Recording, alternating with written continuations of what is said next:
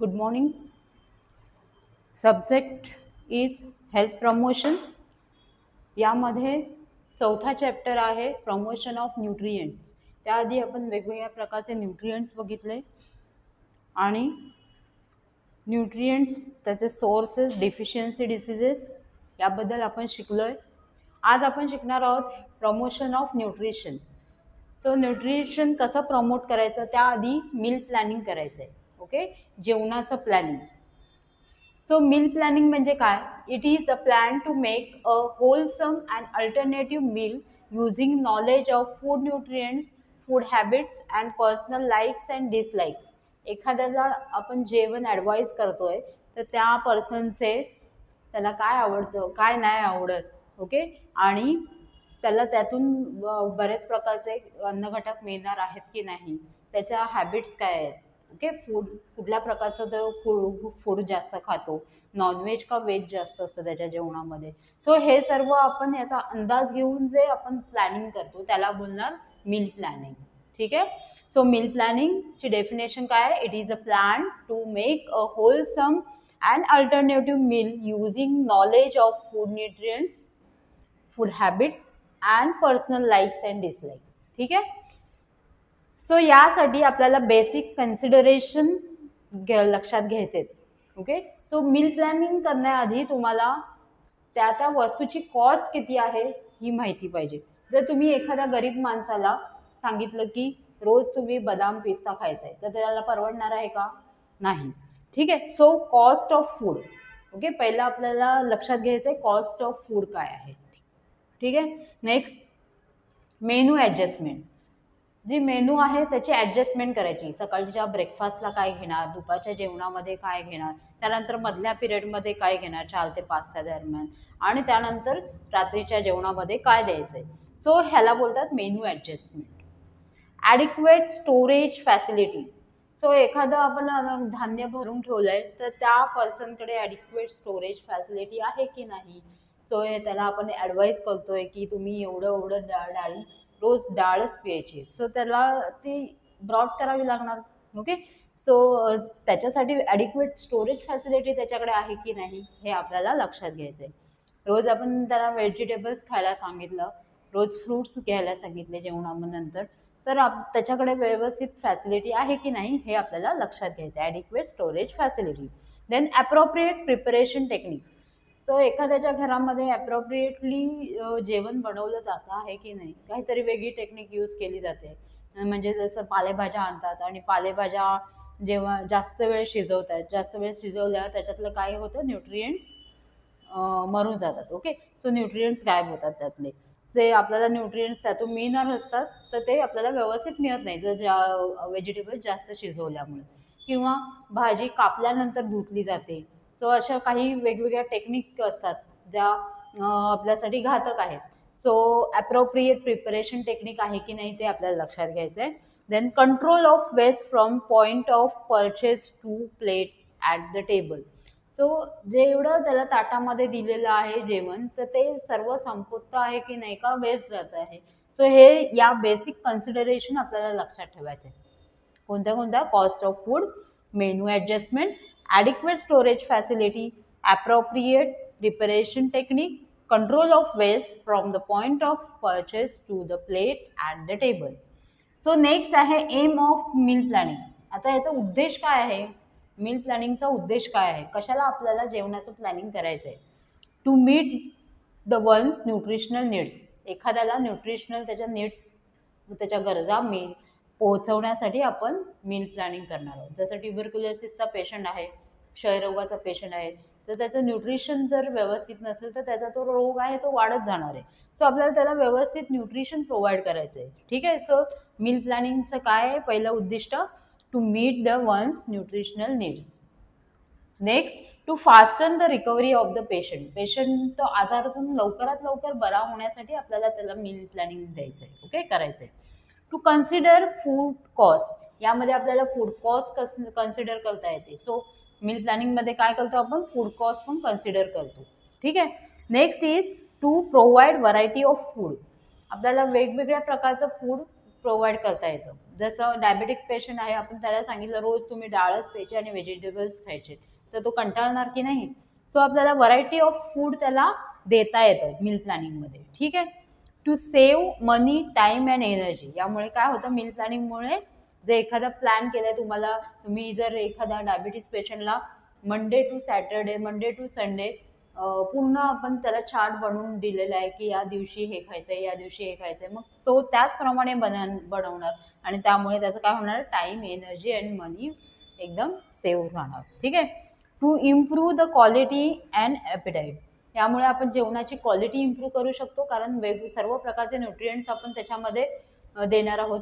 आणि त्या एखादं आपण वेगवेगळ्या प्रकारचं food provide, variety of food provide केल्यामुळे पेशंटची भूक वाढणार आहे. ठीक आहे. ॲपेटाईट म्हणजे भूक वाढणार. So aim of meal planning is to meet the one's nutritional needs, to fasten the recovery of the patient, to consider food costs, to provide variety of food, to save money, time and energy, to improve the quality and appetite. ठीक आहे. So इथपर्यंत कळलंय. Definition बघितली, basic consideration काय असतं meal प्लॅनिंगमध्ये, आणि M of meal planning म्हणजे उद्दिष्ट काय आहेत मील प्लॅनिंगचे. ठीक आहे. So next are the principles of meal planning. In principles of meal planning include the following factors such as disease condition of the patient, family composition, menu that meets the nutritional requirement, and meal pattern must fulfill the family needs and save the time and energy and economic consideration. So meal प्लॅनिंगचं काय, आपण economically consider करतोय पेशंटला, त्या पेशंटचं economic condition प्रमाणे आपण त्यांना फूड प्रोव्हाइड करतो, म्हणजे फूड प्लॅनिंग करून देतो, प्रोव्हाइड नाही करत, प्लॅनिंग करून देतो. ठीक आहे. फॅमिली प्लॅनिंग, फॅमिलीमधले प्रत्येक मेंबर्सचं आपण कन्सिडर करतो, म्हणजे त्या फॅमिलीमध्ये यंग चाइल्ड आहेत, ओल्ड एज पर्सन आहेत, त्यांना कुठलं फूड लागणार आहे, यंग जे मुलं आहेत, वाढत्या वयाची मुलं आहेत, सो त्यांना जास्तीत जास्त न्यूट्रिएंट्सची गरज असते, सो त्यांचं पण आपण कन्सिडर करणार आहोत. आणि ज्या घरामध्ये न्यूबॉर्न बेबी आहे त्याचं पण आपण न्यूट्रिशन बघणार आहोत मील प्लॅनिंगमध्ये. ठीक आहे. सो हे सर्व प्रिन्सिपल्स आहेत मील प्लॅनिंगचे. Then special diet for family. Special diet म्हणजे काय, planning for weaning food for infant. Weaning food म्हणजे काय, जे न्यूबॉर्न बेबी आहे ते 6 महिन्यापर्यंत आईच्या दुधावर असतं, त्यानंतर त्यांना जे वरचा पूरक आहार स्टार्ट केला जातो, जसं भरडी आहे, ओके, वेगवेगळ्या प्रकारचे सूप, डाळ, डाळीचं पाणी, कंजी, राईस कंजी वगैरे या प्रकारचं फूड जे प्रोव्हाइड केलं जातं त्याला बोलतात विनिंग. ठीक आहे. वरचा आहार. So planning of winning food for infant. Diet of preschooler children. Preschooler म्हणजे शाळेमध्ये जाण्याच्या आधीची स्टेज, म्हणजे 1 to 5 years वाले बच्चे. ठीक आहे. सो त्याला बोलणार प्री स्कूलर चिल्ड्रन. सो त्यांचं डाएट काय असलं पाहिजे, त्यांचं वाढतं वय असतं, त्यांच्या ॲक्टिव्हिटीज जास्त असतात, जम्पिंग करणे, रनिंग करणे, ते स्वस्त एका जागी बसत नाहीत ही मुलं. ठीक आहे. 1 ते 5 वर्षाची मुलं, त्यांचं कंटिन्यू काही ना काय चालू असतं, सो त्यांना एनर्जीची जास्तीत जास्त रिक्वायरमेंट असते. सो ती एनर्जी आपल्याला त्यांना अन्नामधून द्यायची, फूडमधून द्यायची. सो त्यांच्यासाठी कसं डाएट असलं पाहिजे हे आपण त्या मील प्लॅनिंगमध्ये बघतो. ठीक आहे. त्यानंतर त्यांना किती कॅलरीज गेल्या पाहिजे, दिवसाला त्यांच्या कॅलरीज किती असल्या पाहिजे, त्यांचं खेळणं कसं आहे, ओके, बाहेर जाणं आहे का घरातल्या घरात खेळणं आहे, सो त्यावरती आपल्याला त्यांना कॅलरीज द्यायच्या असतात. ठीक आहे, पूर्ण दिवसामधल्या. Then diet of school going childrens, म्हणजे 6 years to 12 years पर्यंतचे चिल्ड्रन आहेत, स्कूल गोईंग चिल्ड्रन. सो त्यामध्ये काय आहे, अजून ॲक्टिव्हिटीज त्यांच्या वाढलेल्या असतात, त्यांना अभ्यासाचं बर्डन असतं, ओके, त्यांचं ब्रेन जास्त त्यावेळेला जास्त चालवत असतं, की त्यांना वेगवेगळ्या क्वेरीज असतात की हे कसं आहे, या हे असंच का आहे, ओके, त्यांचे प्रश्न भरपूर असतात या वयातल्या मुलांचे, की हे सायन्समध्ये असं दिलेलं आहे, त्यांच्या सब्जेक्टमध्ये असं दिलेलं आहे, पण हे असंच का आहे, ही लोक असेच का वागतात. मग त्यांचे भरपूर साऱ्या क्वेरीज असतात, कारण त्यांचा ब्रेन जास्तीत जास्त वर्किंग करत असतो, सो त्यांनाही एनर्जीची जास्त गरज असते. ओके. सो त्यांचं diet planning, okay, diet of school going children, then diet planning of adolescent. Adolescent म्हणजे वयात आलेले मुलं आणि मुली. ओके, सो त्यांच्यामध्ये शारीरिक चेंजेस होत असतात. मुलींच्या वेगळे चेंजेस होतात, जसं त्यांना पिरियड्स येणं. मुलांचे वेगळे चेंजेस होत असतात. सो त्यांनाही त्यांचं डाएट प्रोव्हाइड करणं, त्या त्या वयाप्रमाणे त्यांच्या कॅलरीज त्यांना प्रोव्हाइड करणं. सो हे सर्व आपण कशामध्ये बघतो? मील प्लॅनिंगमध्ये. ठीक आहे. त्यानंतर RDS फॉर ॲडोलेसंट. सो हे ॲडोलेसंट जे आहेत म्हणजे वयात आलेली मुलं मुली, सो ह्यांना एक RDS रूल प्रमाणे त्यांना डाएट प्रोव्हाइड केलं जातं. RDS म्हणजे काय? रिकमेंडेड डाएटरी अलाउन्सेस, हे त्याचा फुल फॉर्म आहे. RDS for adolescents are as follows, means 13 to 15 years boys 2450 calories of energy. यांना किती लागणार आहे कॅलरी पूर्ण दिवसभरात? 2450 calories. And 13 to 15 years girls 2060 kilocalories. Okay, so यामध्ये प्रोटीन्स पाहिजेत, कॅल्शियमची गरज आहे, आयर्नची गरज आहे.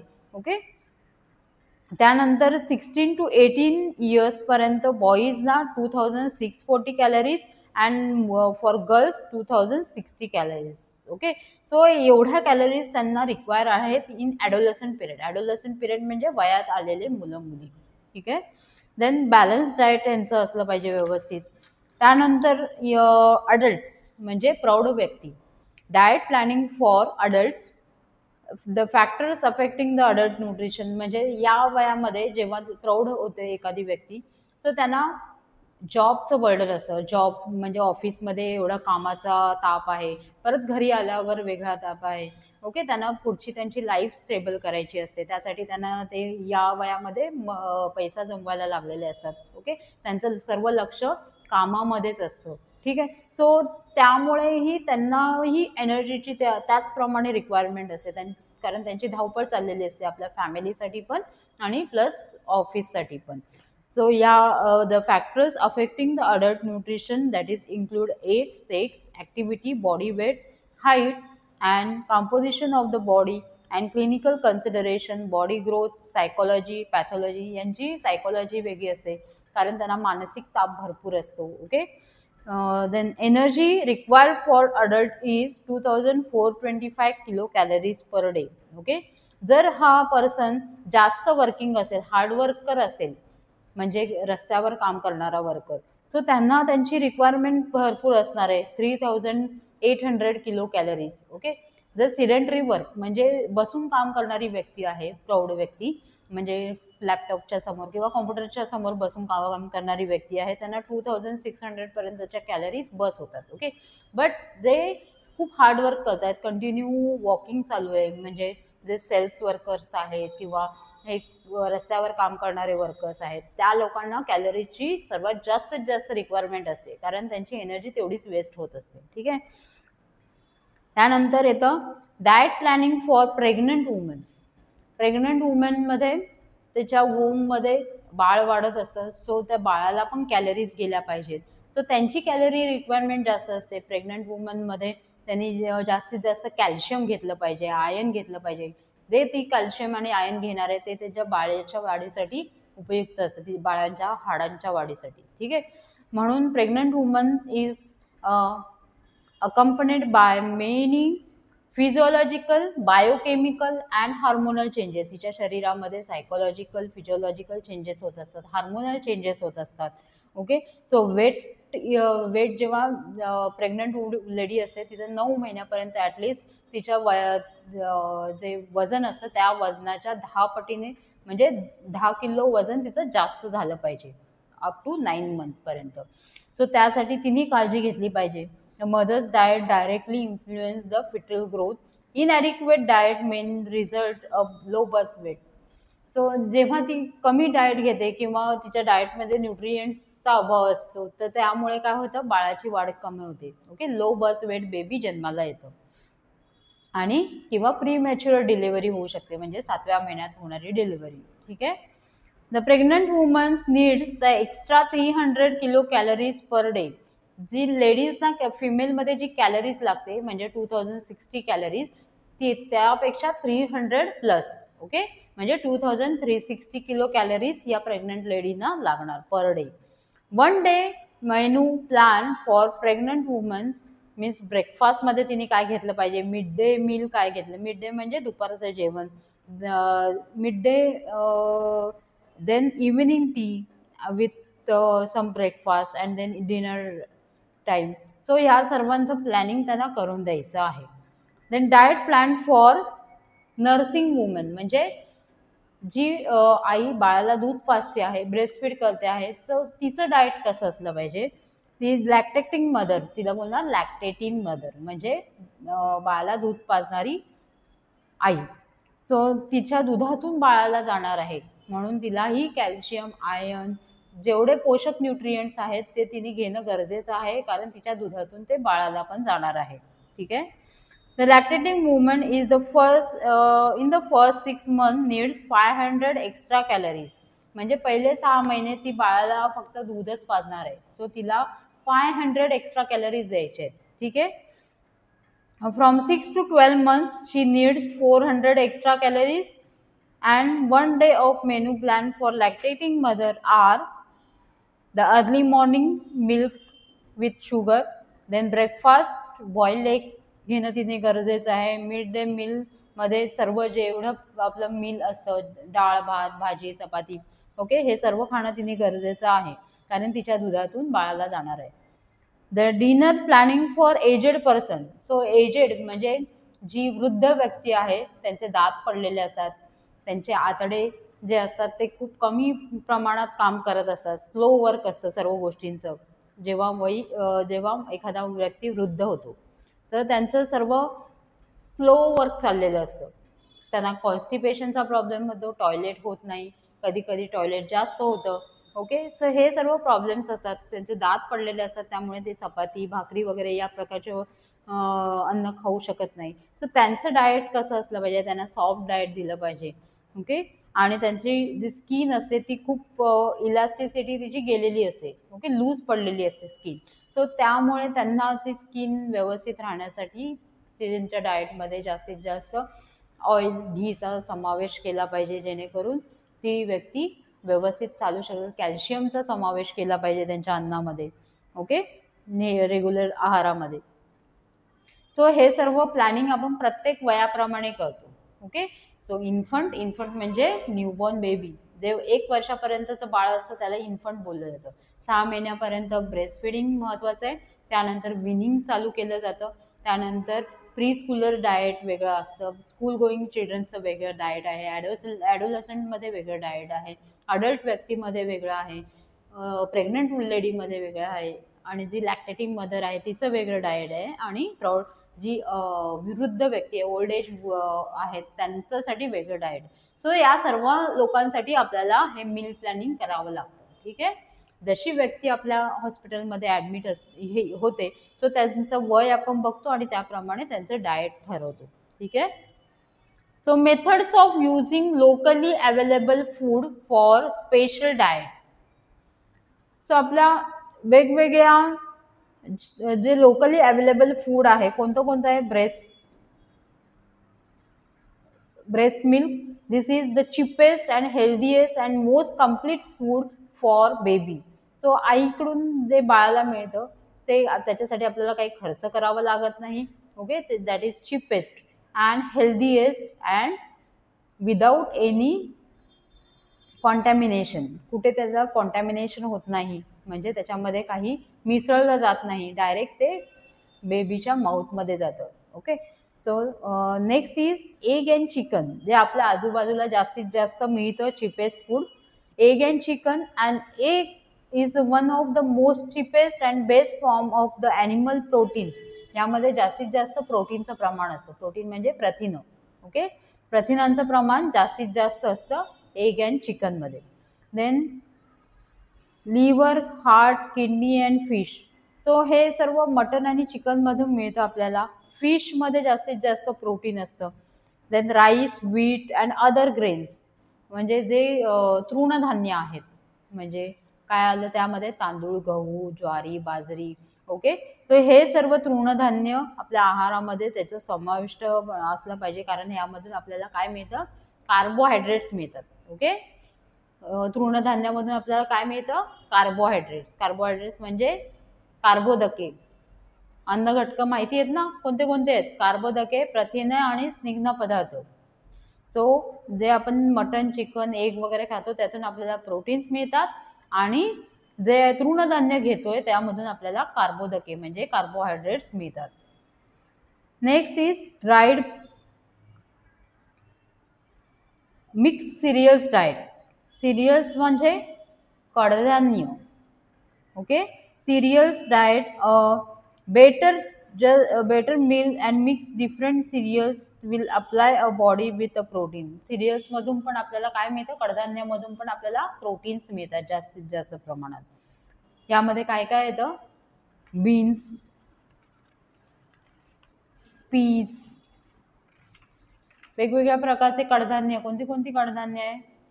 वाटाणा, चवळी आणि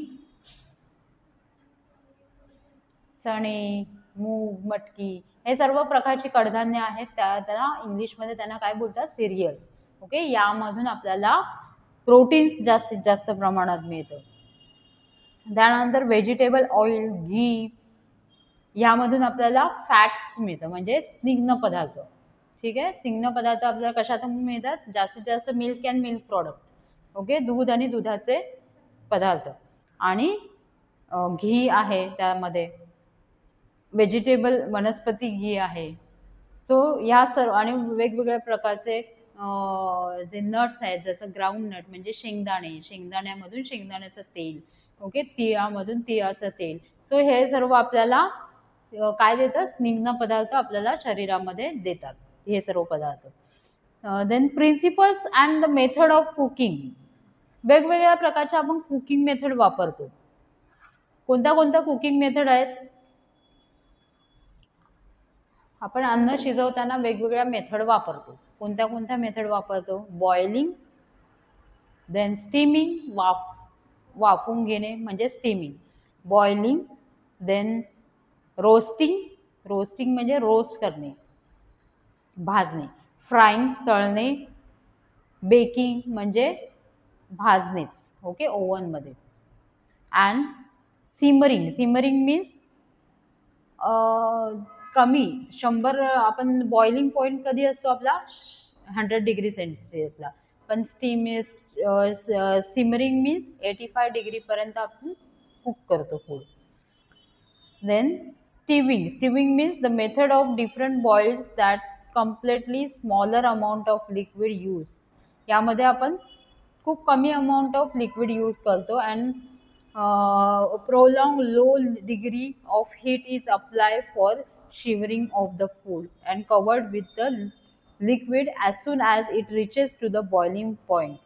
So आपल्याला मोस्टली यूज करणाऱ्या ज्या मेथड्स आहेत, बॉइलिंग आहे, सिमरिंग आहे, steaming, roasting, frying, baking and grilling. Grilling म्हणजे जे हल्ली नवीन ते हॉटेलमध्ये वेगवेगळ्या प्रकारचे ग्रिल केले जातात. It is cooking method. मोठ्या मोठ्या तारांमध्ये घुसवून जे पनीरचे तुकडे किंवा चिकनचे तुकडे घुसवून त्याला ग्रिल केलं जातं कोळशावरती, त्याला बोलतात grilling. Okay, so right down the methods of cooking.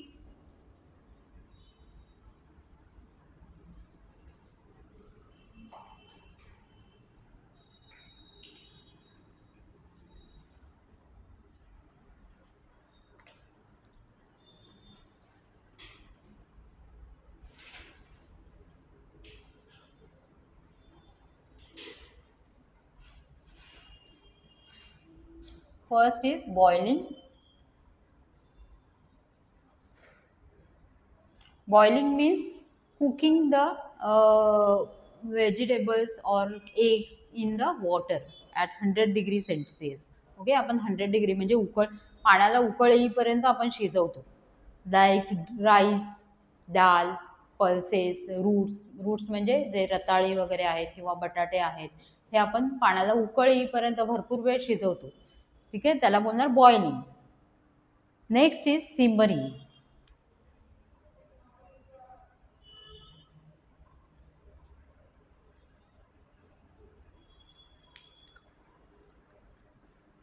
Simmering means cooking below the boil point.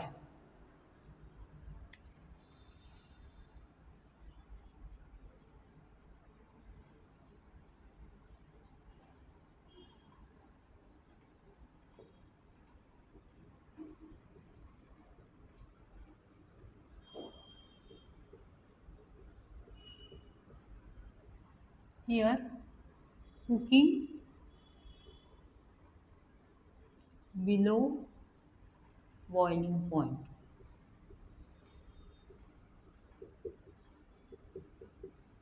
That is 85 degrees Celsius. So simmering is the cooking below boiling point, that is 85 degrees Celsius is called simmering. Then ह्यामध्ये आपण कसं काय शिजवतो? मीठ. मीठ म्हणजे chicken, mutton किंवा fish. So काही जण फिश या प्रकारे सिमर करून खातात. Okay. Then steaming.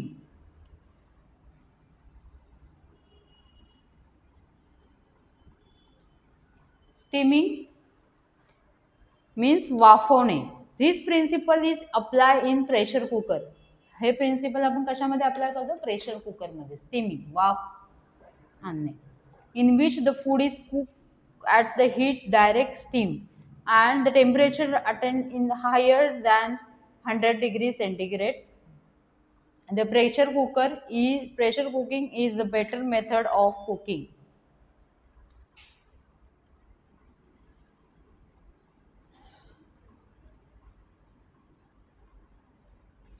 Pressure cooker is better method. Next is roasting.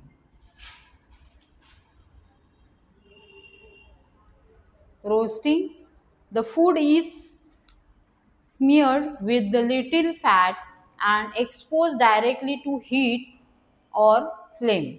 Roasting म्हणजे आपण डायरेक्ट फ्लेमवरती भाजतो. जसं आपण वांग वगैरे भाजतो, हे डायरेक्ट फ्लेमवरती भाजतो, गॅसच्या फ्लेमवरती आगीमध्ये भाजतो. Okay. Roasting is the simmer with the little fat and थोडंसं त्याला ऑइल लावतो बाहेरून आणि नंतर ते भाजतो.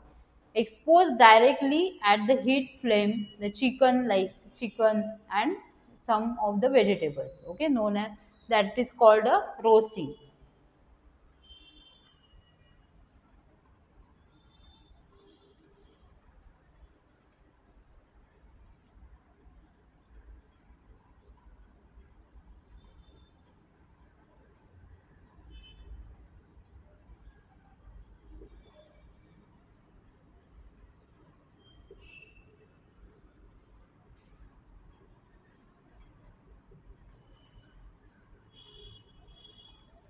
Then next is baking. Baking means it is a method of cooking by dry heat.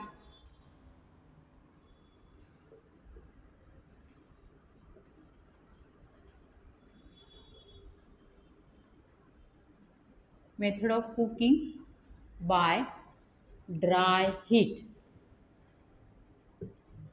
Okay. जो बेकिंग मध्ये आपण ड्राय हीट वरती अन्न शिजवतो, जे आपण स्टीमिंग मध्ये काय करतो? पाण्याच्या वाफेवरती अन्न शिजवतो. पण बेकिंग मध्ये काय होतं? ड्राय हीट यूज केली जाते. ओके. यामध्ये पाण्याचा अजिबात समावेश नसतो, याचा काहीच संबंध नसतो. सो यामध्ये कोणते कोणते आपण प्रॉडक्ट बनवतो? Biscuits, cakes, breads, toast etcetera. Next is frying.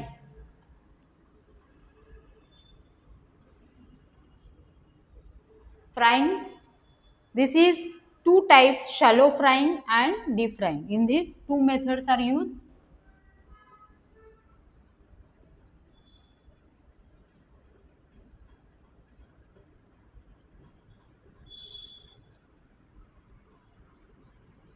Shallow fry and deep fry.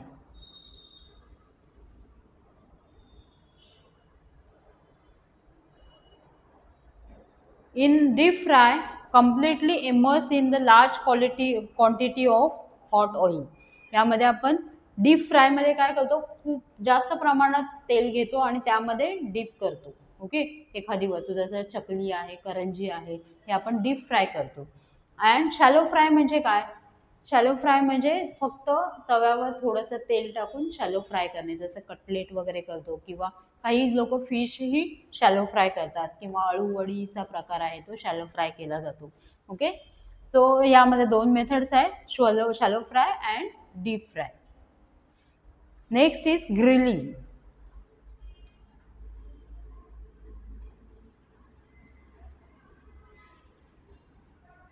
Grilling, it is a cooking by direct dry heat.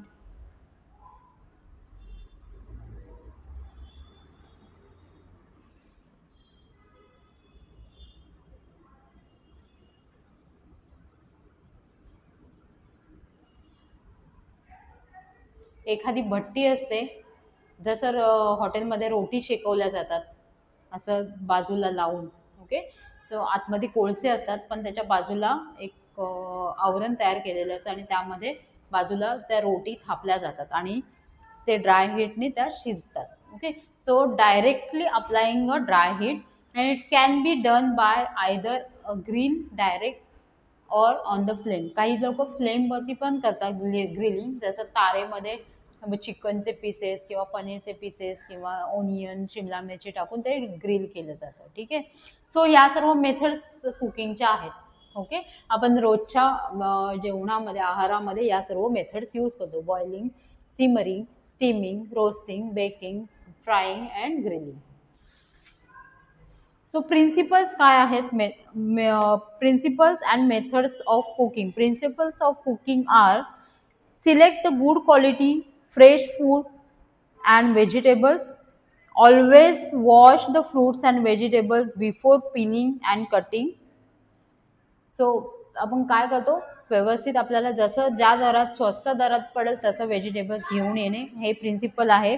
And then wash, जेव्हा आपण घरात आणतो व्हेजिटेबल्स किंवा फ्रूट्स, ते आपण पहिलं काय करतो, वॉश करून घेतो आणि कट, जे पालेभाज्या आहेत त्या पहिल्या धुवून नंतर कट करतो. ठीक आहे, then cut the fruits and vegetables for a standard salad just before they are to be served. जेव्हा तुम्हाला खायचं असणार तेव्हाच ते कट केल्या पाहिजेत व्हेजिटेबल्स. ठीक आहे, सलाड किंवा फ्रूट्स जेव्हा तुम्हाला खायचं असेल तेव्हाच कट करायचं, नाही तर तुम्ही कट करून फ्रीजमध्ये ठेवणार आणि रात्रीच्या जेवणाच्या नंतर खाणार, सो त्यामध्ये न्यूट्रिएंट्स गेलेले असतात तोपर्यंत निघून. So before eating, you should be cut the vegetables and fruits. Avoid cutting into small pieces as more surface area is exposed. So एकदम छोटे छोटे पीसेसमध्ये कट करणं टाळायचे, जेणेकरून त्यांचं न्यूट्रिएंट्स तसेच्या तसे राहतील. ओके, म्हणून छोटे छोटे कट करणं टाळायचे. Avoid soaking in water as water soluble vitamins leach out. So जास्त वेळ तुम्ही कट करून पालेभाजी पाण्यामध्ये ठेवलेली आहे, सो ते काय होणार, ते सर्व त्याच्यातले विटॅमिन्स मिनरल्स काय असणार ते पाण्यामध्ये उतरणार. सो ही पद्धत तुम्ही टाळायची आहे. Cook in minimum quantity of water. So जेव्हा आपण एखादी भाजी बनवतो तर ते कमी पाण्यामध्ये बनवायची. जे कमी पाण्यामध्ये किंवा वाफेवर शिजवलेली भाजी असते त्याला वेगळी टेस्ट असते आणि तुम्ही जर जास्त पाण्यामध्ये भाजी शिजवलेली असते त्याला वेगळी टेस्ट असते. कारण जेव्हा वाफेवर शिजवतो भाजी त्याच्यामध्ये आपण पाणी कमी प्रमाणात यूज करतो आणि ती वाफेवर शिजलेली असते त्यामुळे त्याचे न्यूट्रिएंट्स तसे राहतात. Okay, use shortest cooking time. कमीत कमी वेळामध्ये जेवण बनवता आलं पाहिजे. Cook in covered pan expect while a cooking green. So ज्या ग्रीन व्हेजिटेबल्स आहेत त्या आपल्याला कढईमध्ये आपण बनवू शकतो. बाकीच्या ज्या व्हेजिटेबल्स आहेत त्या सील पॅनमध्ये बनवायच्या, म्हणजे कवर्ड जे असतं जसं कुकर आहे, सो तो त्याला वरती झाकण लावून आपण ते शिजवतो त्यामुळे त्याचे न्यूट्रिएंट्स बाहेर पडत नाहीत. ओके, एखाद्या व्हेजिटेबल्सचे. Then do not add a soda bicarb in enhance green colour. So काही जण जसं हॉटेलमध्ये आहे जेवणामध्ये सोडा वगैरे यूज करतात, सो तसं सोडाचा यूज आपण करायचा नाही आहे रोजच्या जेवणामध्ये. Store food in refrigerator covered with the lid or aluminium foil to retain the nutrients. जेव्हा तुम्ही एखादा पदार्थ स्टोअर करता फ्रीजमध्ये, त्याला झाकण लावून ठेवायचे. The fat soluble vitamins are lost during the deep frying. जे फॅट सोल्युबल विटॅमिन्स आहेत like vitamin A, D, E, K, so हे सर्व फॅट सोल्युबल विटॅमिन्स आहेत. सो हे जे पदार्थ ज्या जेवणामध्ये आहेत ते डीप फ्राय करणं टाळायचे, जेणेकरून ते जे विटॅमिन्स आहेत ते तेलामध्ये उतरले जातात.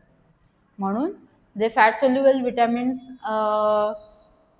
R loss during a deep frying. So deep fry avoid करायचे. सो हे सर्व आपण बघितलं प्रमोशन ऑफ न्यूट्रिशनमध्ये.